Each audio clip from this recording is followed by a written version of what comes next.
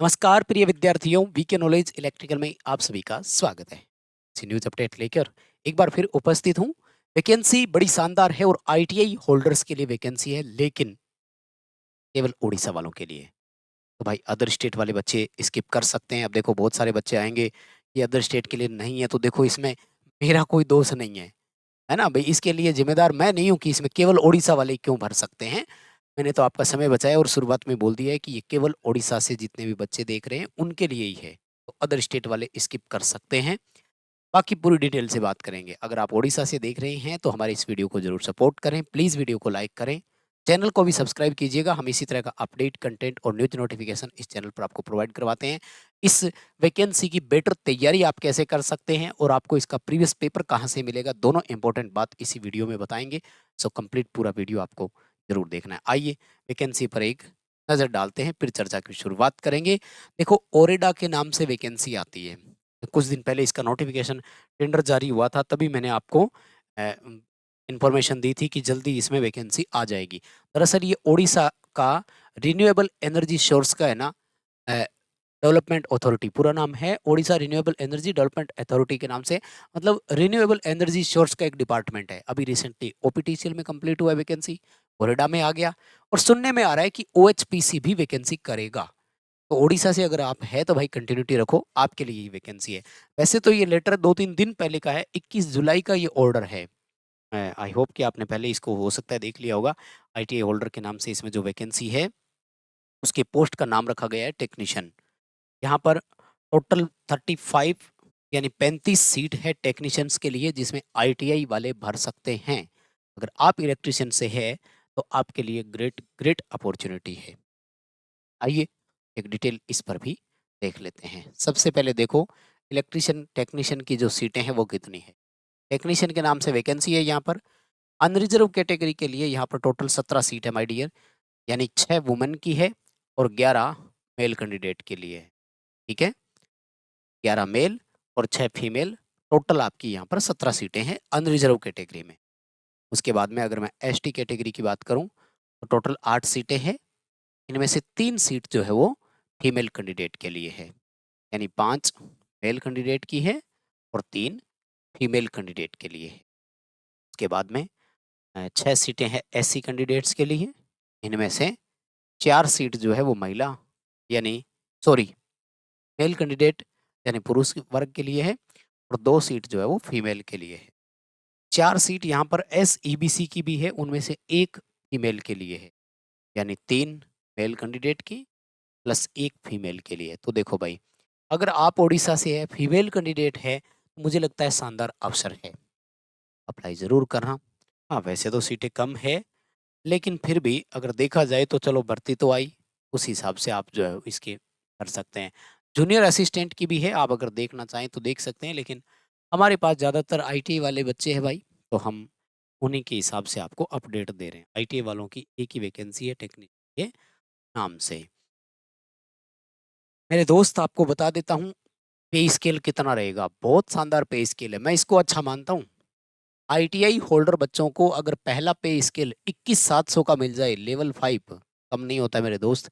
Level 5 के cell 1 में रखेंगे जिसकी बेसिक 21,700 है, और ये बेसिक सैलरी है। बेसिक सैलरी पे अलाउंसेज मिलते हैं। क्या क्या मिलता है? डियरनेस अलाउंस मिलता है, एचआरए मिलता है, अगर कहीं और जाना पड़ गया तो टीए, रेवेन्यू अलाउंस, ये वो दुनिया भर के और अलाउंसेज भी मिलते हैं। कम से कम भी तो ये सैलरी आपकी 38,000 रुपए के आसपास, 38,000 के आसपास सैलरी बनेगी यार। शानदार मौका है ना, तो इस मौके का फायदा उठाना है। मैं डिटेल से बताऊंगा आपको। इसके प्रीवियस पेपर जरूर पढ़ना, और इसके लिए कंटेंट कहाँ से मिलेगा, डिस्क्रिप्शन में लिंक है। आप हमारा ऐप डाउनलोड कीजिए। एप्लीकेशन पर हम प्रोवाइड करवाएंगे आपको टेक्निकल इंग्लिश मीडियम का। बात करेंगे पूरी डिटेल से। देखो, सबसे पहले क्वालिफिकेशन बताता हूँ। हायर सेकेंडरी एजुकेशन आपके पास हो, उसके साथ आपके पास एनसीवीटी से आईटीआई किया हुआ हो। किस ट्रेड से?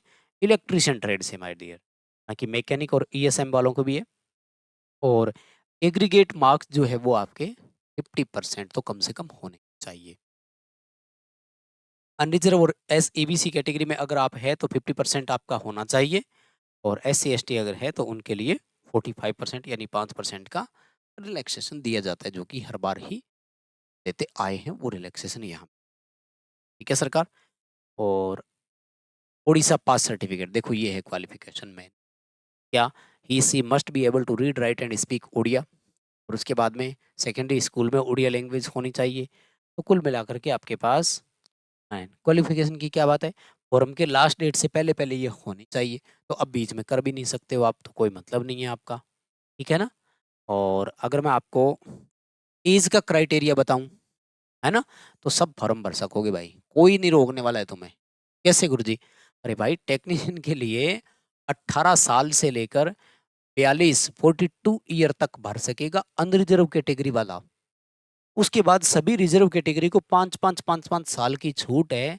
42 में जोड़ते हैं तो 18 से 47 है, यानी 47 ईयर, 47 ईयर तक ये कह रहे हैं ठीक है आओ लगाते हैं नौकरी। क्या जबरदस्त एज स्केल दिया है। ऐसे तो मैं इसके खिलाफ हूँ, देखो नहीं होना चाहिए इतना। क्या है, आपको यंग एज में 18 19 20 21 22 25 30 साल वाले बच्चे बहुत मिलेंगे भाई।